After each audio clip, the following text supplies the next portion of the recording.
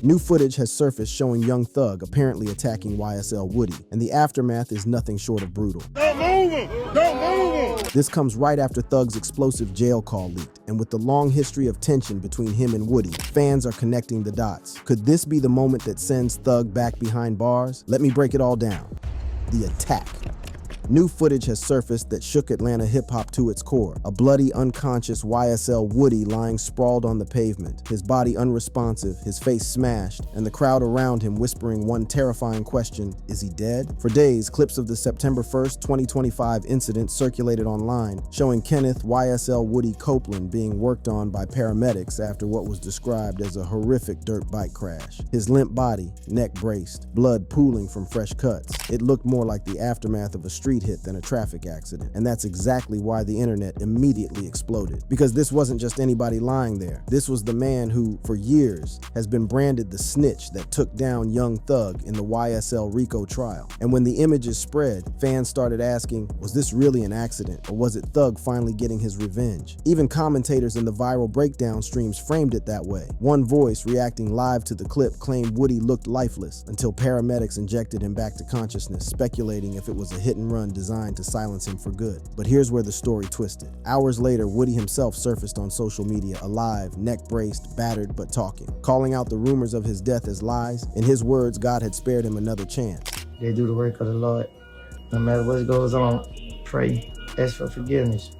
God will come through and protect you at all costs, even in the time of pain. The same man who many accused of betraying his big brother Thug was suddenly portraying himself as the survivor, the chosen one, even thanking prayer for pulling him through. Then the Fox 5 interview a few days later complicated the picture. Sitting stiffly, his face stitched, neck sore, Woody admitted he didn't even remember climbing on the dirt bike. One moment he was riding, the next he woke up in a hospital bed. Shocked to still be alive. Yeah, they said I got like a cracked bone. But I got something sticking on my shoulder and it hurting. A lot of my head had like a lot of soft spots and cuts on it. They gave me stitches. My leg right here, it bust open and it's kind of numb on this side. And my neck right here, my back of my shoulder up here, and my chest, it feel like somebody standing on it. Like constantly? He then went on to talk about how he was saved by divine intervention. It's a blessing, it's a blessing. People don't understand. Not everybody get another chance. And I keep getting them. I done got so many of them.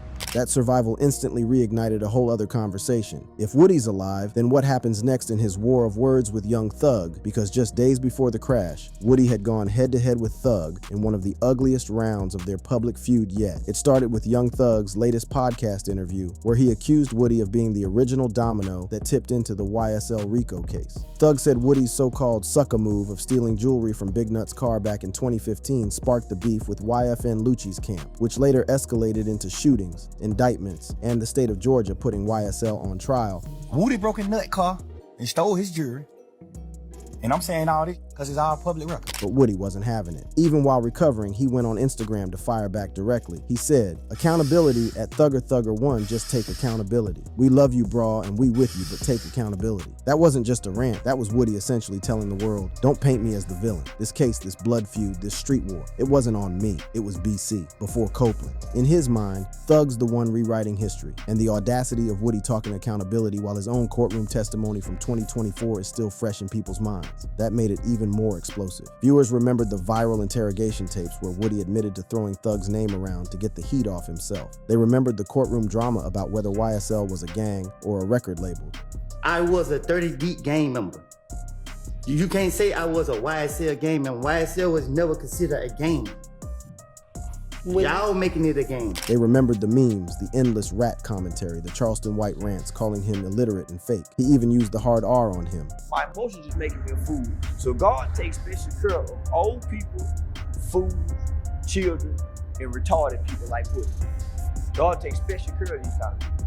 So when Woody told Thug, "I risked my life to protect y'all, y'all know it," it was like pouring gasoline on a fire. Some fans clapped for his honesty, others mocked it as delusion. And meanwhile, clips of his unconscious body on Peter Street gave the feud a chilling new edge. If Thug's people really wanted revenge, this was how it would look. But let's not get it twisted. This beef didn't just appear out of nowhere in September 2025. The foundation for it was laid years ago, inside the Fulton County courtroom, where Woody went from being a background YSL associate to the star witness that prosecutors leaned on to paint Thug as a gang leader. Back in 2024, Woody made headlines admitting under oath that he lied to detectives to protect himself, even saying it was easy for me to throw blame on him, Thug. I didn't never see somebody shooting at us.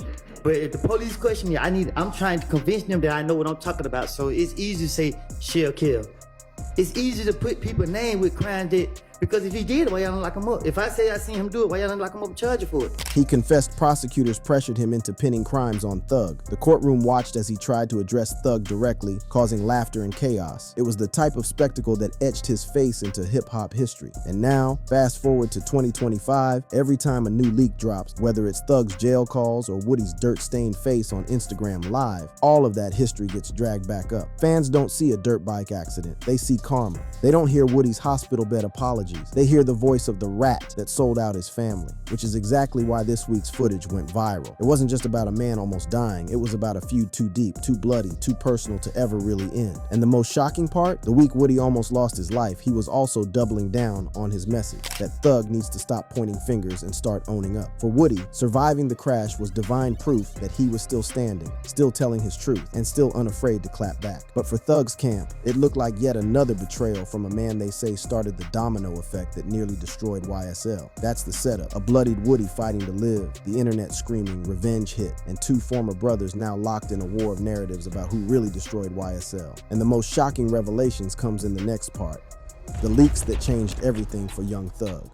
Just when people thought the Woody crash was the week's headline, another bombshell dropped. Out of nowhere, old skeletons and fresh dirt started flooding the timeline. Interrogation tapes, jail calls, audio snippets that were never supposed to see daylight. And together, they painted a picture of young Thug, not as the bulletproof street general he's portrayed himself to be, but as a man cornered, conflicted, and in the eyes of some fans, exposed. The timeline unfolded like a slow-motion train wreck. It started in late August 2025 when a long, unedited interrogation recording resurfaced online. Footage dating back to the 2015 Lil Wayne tour bus shooting, an incident that had haunted Thug's reputation for years. In that room, officers told Thug over and over he didn't need to talk without a lawyer, and yet he insisted. I understood these rights. At this time, I am willing to answer questions without a lawyer present. That decision set the stage for what fans now see as his biggest mistake. In the tape, Thug tried to distance himself from Pee Wee Roscoe, the man convicted of firing at Wayne's bus. He told detectives he was shocked by the news, even suggesting Roscoe and Wayne were friends. To some, it looked like he was trying to help his guy by muddying the waters. To others, it was confirmation that Thug was willing to give police exactly what they wanted. I'm sure you know what happened in Cobb County, right? With Pee Wee and all that crap. Oh, Roscoe? Yeah, Roscoe. Oh, yeah, with that Lil Wayne shit? Yeah. And that's where the accusations of hypocrisy began. How could Thug spend years branding Gunna a snitch when he himself was caught chatting with detectives without counsel? It was a question fans, rivals, and bloggers pounced on instantly. Then came the jail call leaks. By early September, multiple audios hit social media, allegedly recorded while Thug was awaiting his RICO trial. In these calls, the mask slipped. Thug wasn't just venting, he was naming names, questioning loyalties, and airing grievances that cut right into Atlanta's hip-hop fabric. In one call, he flat out accused Gunna of giving prosecutors the ammunition they needed, saying Gunna's plea turned YSL into a gang in the jury's eyes. Fine, so who the you talking about? You know YSL members on this case that committed crimes in furtherance of the game. You just made it a RICO case. You just made it a case. In another, he compared Gucci Mane to being soft after jail for letting old grudges go. And in a tense exchange with 21 Savage, Thug admitted Gunna's decision broke his heart, even as Savage reminded him that Thug himself told his own brother to do the exact same thing to avoid time. There were also digs about chart games, Thug claiming certain artists manipulated numbers to block his albums, as well as broader shots at industry figures he felt abandoned him when the trial heat got hottest for fans. It was jaw-dropping. Not because rappers talk reckless on the phone, everybody everybody knows that, but because the calls stripped away the mystique. Thug, the supposed street messiah, sounded messy, petty, and hypocritical, and the fallout was immediate. GQ summed it up bluntly. The leaks didn't just tarnish Thug's image, they reframed the entire post-trial narrative. Was he really a martyr of the system, or was he another player who bent rules when it suited him, then lashed out when others did the same? Thug's response came just as fast. On Instagram and X, he fired back with posts under the banner of Ratware, pushing the idea that nothing in those clips proved betrayal. To his core fans, it was vintage Thug, defiant, sharp, refusing to let anyone else define his code. But prosecutors weren't as forgiving. According to 99.9 XTC, the DA's office formally objected to the interrogation video being played in court, fearing it would taint jurors and complicate appeals. That move only added more suspicion. If the state didn't want the tape heard in trial, why was it suddenly blowing up online now? And this is why the leaks matter so much in the YSL story, because they didn't just air dirty laundry, they reopened every scar. They deepened the rift with Gunna, who, despite moving on musically, is now cemented in fan minds as Thug's Judas. They fueled new industry grudges, reviving old beefs with Gucci Mane, Wayne, and others. They fractured public opinion, with one half of hip-hop seeing Thug as a fallen king unfairly dragged, and the other half seeing him as a hypocrite who played both sides. As GQ noted, these audios are now the lens through which fans are reinterpreting the entire YSL saga. It's no longer just about who snitched in court. It's about who lived by the code when the lights were off and the phone line was tapped. And the ugliest part, with every new leak, the pressure builds not just on Thug, but on Woody. Because if Thug is being painted as a hypocrite, Woody is being painted as the man who forced him into this corner. The interrogation tape was already messy enough, but it was the jail call leaks that blew the roof off. These weren't polished statements. They were raw, scratchy audios, the kind of conversations rappers assume will never leak. Thug was calling from behind bars, speaking to family, allies, and friends like 21 Savage, and the world wasn't supposed to hear any of it. Yet here it was, on blogs, X feeds, and YouTube breakdowns, turning into headline fuel for outlets like Yahoo and 99.9 XTC. And what they revealed went far beyond gossip. They reshaped how fans thought about YSL, about loyalty, and about Thug himself. The most emotional exchange came in a call with 21 Savage. Thug poured his frustration out about Gunna, saying he couldn't believe someone he called a brother would confirm YSL was a gang. It broke his heart, he admitted. He said YSL is a gang, and he know people in this on this trial who committed crimes in furtherance of the gang. But Savage pushed back hard. He reminded Thug that he had told his own blood brother Unfunk to take a plea deal that required admitting YSL was a criminal enterprise, and the contradiction cut like a knife. How could Thug rage at Gunna for doing what he had told his brother to do? It was a reminder that in this game, even the strongest claims of loyalty were flexible, depending on who was benefiting. I don't feel like Shawty did what he did with the intention of hurting you. You feel what I'm saying? I don't really get that vibe from him. I feel like he just green. That's just my opinion. I just look at it. God damn sure was thinking about that one day. Like, I ain't finna say nothing about this. Yeah, woo, woo, woo, woo. I might just be like, man, them folks did what they had to do. But I'm like, the hell that's gonna change? Because I feel like it's really over with for your rap career. For fans, that hypocrisy became the headline. GQ wrote that the leaks tore apart the myth of Young Thug as a code-driven general, replacing it with a portrait of a man hurt, conflicted, and inconsistent. Then there were the other names Thug dragged into the mud. He suggested Gucci Mane had gone soft after prison, mocking him for letting old beefs die. It wasn't just shade, it was a shot at one of Atlanta's elder statesmen, a man who had once mentored Thug. To call Gucci soft was to break a sacred bond in Atlanta rap. Elsewhere in the calls, Thug accused industry rivals of playing dirty with chart placements, hinting that some artists manipulated streaming numbers to edge him out of the top spots. He didn't say names in the clips that surfaced, but fans quickly filled in the blanks, speculating on everyone from Drake to Lil Baby. And tucked between the barbs were broader rants about loyalty.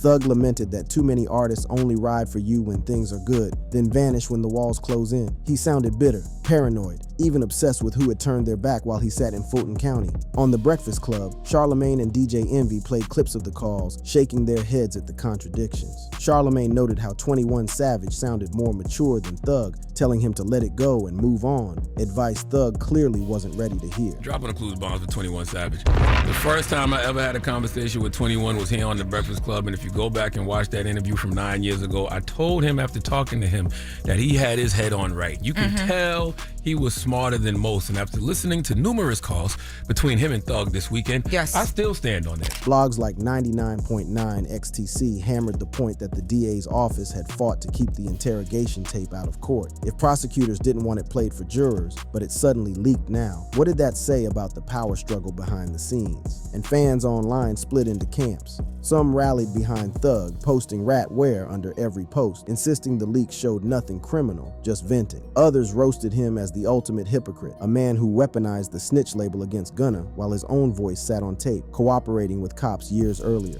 The damage wasn't just reputational, it was structural. For Gunna, the leaks ironically boosted him. He was already selling out shows and hosting Run Club meetups. Now, with Thug sounding bitter and hypocritical, Gunna looked like the one who had moved on, embraced freedom, and focused on music. For Thug's peers, it deepened rifts, calling Gucci Mane soft, taking shots at unnamed artists for chart manipulation. That's how bridges get burned for good. For YSL's legacy, it rewrote history. No longer was the narrative simply Thug was railroaded by prosecutors. Now it was Thug had his own hands dirty, his own contradictions, his own words to blame. At this point, these leaks serve as a turning point in how young Thug's story. Instead of a tragic hero, he was now seen as a messy, wounded figure, one who had played the same game of survival and spin as everyone else. Young Thug against the world.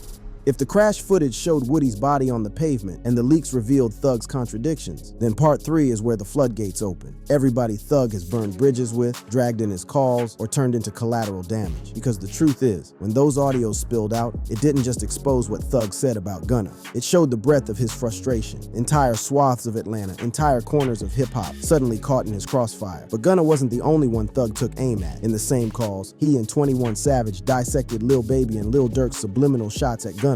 I ain't finna say nothing about you on the internet. I ain't finna let the world know I ain't fucking with you until just say so.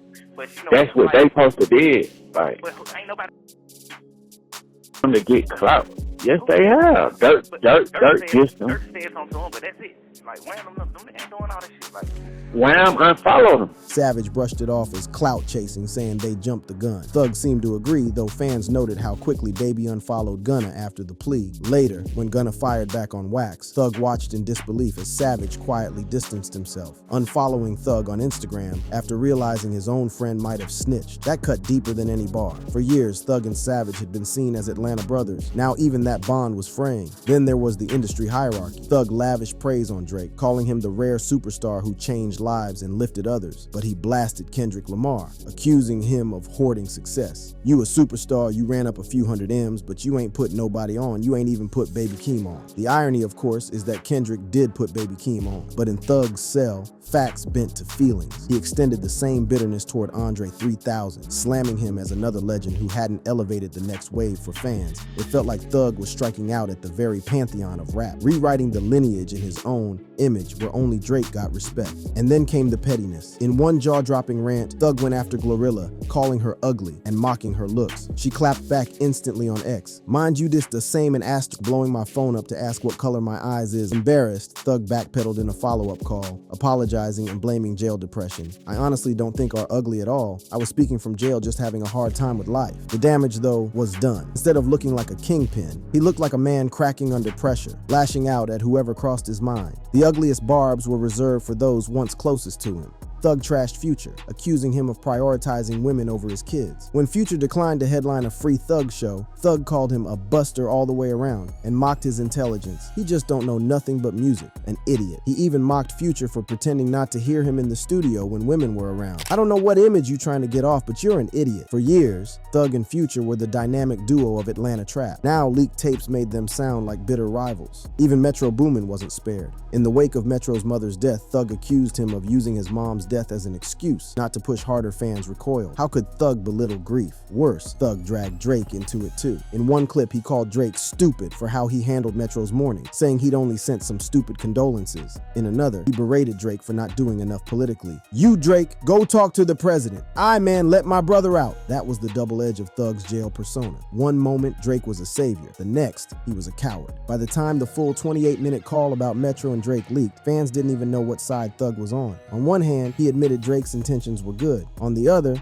he said Metro should have known business must continue, grief or not. It painted him as heartless, even to allies who'd signed petitions on his behalf. In his song Closed Arguments, Thug dissed his own roster, Gunna, Yak Gotti, Slime Life Shawty, even Woody, naming them as traitors, weak links, or turncoats. The label he once called a family had become a firing squad. It was the ultimate unraveling. YSL, once a dynasty, was now publicly eating itself alive, led by a general raging from a prison phone. By the time Thug sat down for his post-leak podcast appearance, he admitted the obvious. These last few days I've been sitting around like, CK was I thinking? He tried to frame it as venting to his girl, as the lonely ramblings of a man locked up with no outlet. And maybe some fans bought it, but for others, it was too late. The calls weren't just venting, they were evidence. Evidence that Thug had scorched bridges across the industry, alienated allies, and left himself increasingly isolated. And through it all, one figure loomed like a ghost. Gunna, silent, stoic, selling out tours while his mentor self-destructed on tape. That silence was deafening, because in a world where Thug seemed to be at war with everybody, Gunna's refusal to even speak might be the most powerful diss of all. And then came the culture shift. Commentators across platforms pointed out that the obsession with snitching itself was starting to look outdated. On The Breakfast Club, Charlemagne flatly said the street code was corny, noting that fans cared more about streams and shows than who held it down in interrogation rooms. Younger listeners echoed that on TikTok, laughing at the idea that Thug was throwing his career away to defend a code half his fan base didn't even respect anymore. That generational divide turned the leaks into more than a scandal. It made them a referendum. Was young Thug the last soldier of a dying code, or just a man who couldn't keep his story straight? By the end of the mega thread, one truth was undeniable. Thug had beef with everybody. Gunna, Savage, Baby, Dirk, Gucci, Kendrick, Andre, Future, Metro, Glorilla, even Drake at times. Friends, rivals, legends, newcomers, no one was spared. And through it all, one man said nothing: Gunna. His silence became the loudest headline of all. While Thug raged from a cell, burning bridges one by one, Gunna simply ran, rapped, and stacked wins. No diss tracks, no interviews, no subtweets, just motion. The silence wasn't passive, it was strategic. It turned Thug's rants into echoes, bouncing in a void where nobody clapped back. It made every leaked word feel less like power and more like desperation. By the time Thug admitted on Perspectives with Bank that he'd been sitting around like, what the F was I thinking, the damage was already done. His empire wasn't just on trial in court, it was collapsing in the court of public opinion. That brings us to the end of this video. For more interesting videos like this, click on the cards on your screen.